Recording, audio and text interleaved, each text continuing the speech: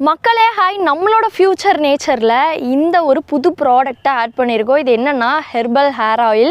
So இது என்ன வித்யா special அப்படின்னு கேட்டிங்கன்னா, இதில் வந்துட்டு 24 இன்க்ரீடியன்ட்ஸ் வந்து ஆட் பண்ணியிருக்கு. எல்லாமே மூலிகை ஆட் பண்ணியிருக்குது. முக்கியமாக எங்களுக்கு இது என்ன யூனிக் அப்படின்னு பார்த்தீங்கன்னா, இதை வந்துட்டு நாங்கள் பாயில் பண்ணுறதே கிடையாது. சன்லைட்டில் மட்டும்தான் வச்சு நாங்கள் வந்து ப்ராசஸிங் பண்ணிகிட்ருக்குறோம்.